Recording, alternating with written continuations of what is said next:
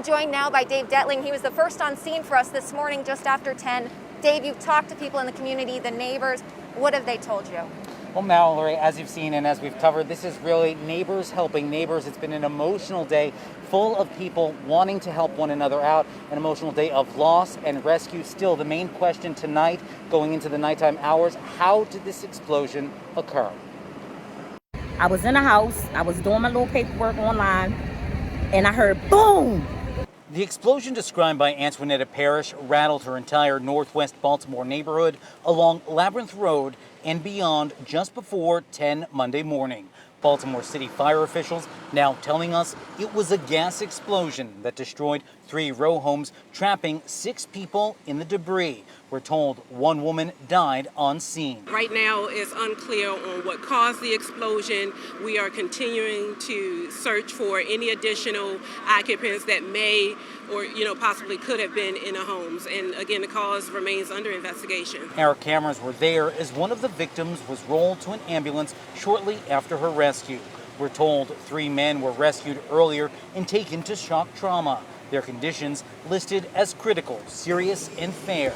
At one point during the operation, fire officials say they were combing the debris for a 6th person believed to be trapped in the rubble. Our firefighters have been basically using their hands and tools, searching for people at this point in time. Our search and rescue units are on the scene. Our collapse units are on the scene. We're shoring up things. We're getting all the support from all other agencies at this time. So this is a very joint operation, as I said, and we are working diligently to try to make sure that we're recovering every victim that may be involved in this situation. In total, more than 200 emergency personnel were on scene helping out. We're now learning it was neighbors like Dean Jones and Antoinetta Parrish who first heard the explosion and came running. Jones started digging with his bare hands. I just ran with no shoes on because I knew it was bad. I saw the smoke, and then when I got into the alley, 3 houses, they were collapsed into each other and people were screaming. So I just jumped up, me and a couple other guys from around the neighborhood, and we started trying to pull debris out. We were throwing bricks. And moving debris to get them out of there.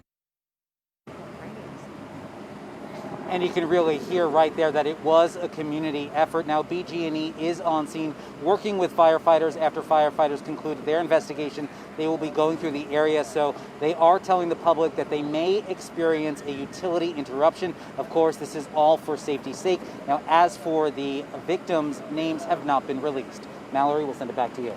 Thank you, Dave. And